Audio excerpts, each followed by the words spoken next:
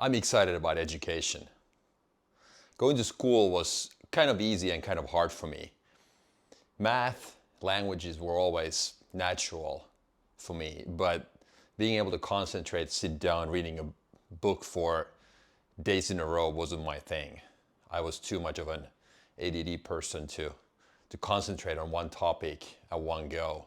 Too many things in my head. But I'm still extremely passionate about learning and education. It's all about what packaging we're talking about. Today, I want to address this message to my own kids who are wondering what to do after high school, plus everybody else out there in the same situation. Before we go there into the nuts and bolts of learning, let's look at education as a total market from a business perspective first. So education globally is a $10 trillion market. That's big. Of which I only have the US data here. But United States is roughly 1.3 trillion out of that, so a little over 10%. And the makeup of this 1.3 trillion is 850 billion traditional education and 250 billion the so-called e-learning part of it. And these two are trending in totally different directions. The traditional market is obviously the college and the universities, and the e-learning is YouTube and everything else enabled by internet nowadays, social media being part of it.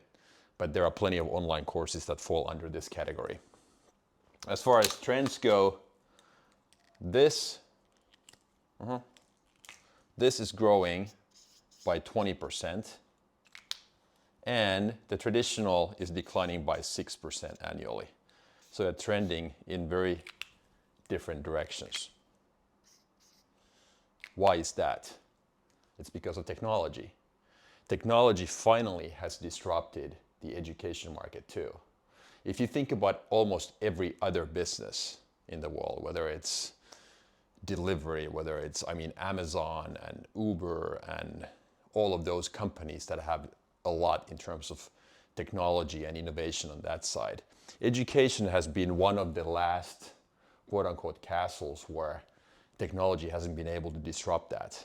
And the biggest reason for that is that governments subsidize these markets. In the Nordic countries, we have free education because of high taxation system. And in the US, the government subsidizes education through zero interest student loans.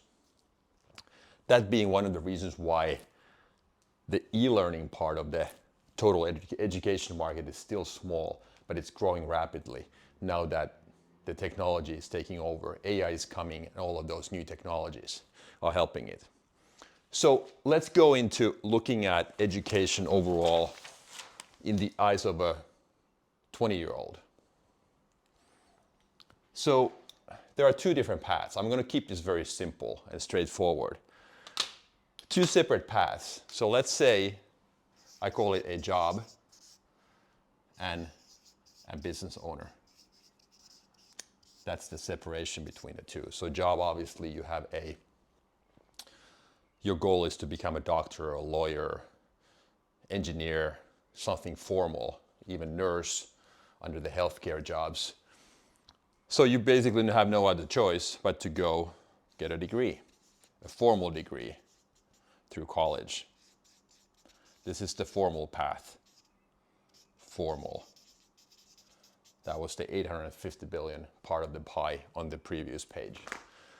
If you want to become a business owner, things get a little more dicey or tricky. Obviously, you can still do the college, the four-year college route, or you could consider something completely different. Back in the day when I went to school, we only had one option. Basically, go to college after high school. Well, there was, in theory, another option too, to become an intern, an apprentice to somebody, and learn as you go. Learn the trade that way. But nowadays, obviously those two options are still viable. But because of technology offering many different options for us, e-learning is a very viable alternative to everybody. So in theory, I would argue that you have two options. So option A and option B. This is the college route, and option B is start a business plus complement with e-learning courses, so to say. Which one would I choose now? If I knew that running my own business was my absolute number one thing to do, I see no other alternative, I would probably now, knowing what I know now, after 25 or 30 years, I would probably choose this. Because running a business, we have to remember, is like working out. You can't read about push-ups. You need to start doing them. And there is no school on the planet that teaches you how to run a business. No matter what they say, a business school is a generic education with flavors from business. But running it is a completely different ballgame. In weightlifting, we talk about time under the bar. Nothing replaces time under the bar. You can study techniques, you can read plenty of books about how to gain muscle and lose weight or whatever your goal is, but nothing replaces time under the bar. Same thing here. You need to start running a business. Do it actually. If I want to get good at sales, I can read 100 books about how to close a deal. But I will learn, I guarantee, I will learn more by making 100 cold calls or talking to 100 people individually, face to face, than reading those 100 books. So the actual doing is completely different. It's another level. So you could go to college for 4 years and then start a business. But the question here is that what is the opportunity cost? Would I be further ahead starting my business, knowing that typically entrepreneurs, the first business they start is not the last one they retire with, so to say. So college, 4 years, how much do I lose in time, in reps that I have to put in versus this route? So if I start and I take the necessary e-learning courses, for instance, that nowadays are mostly free, but even if they cost something, I could tailor-make my education, combining with practical part and the theoretical part through these tailor-made e-learning courses.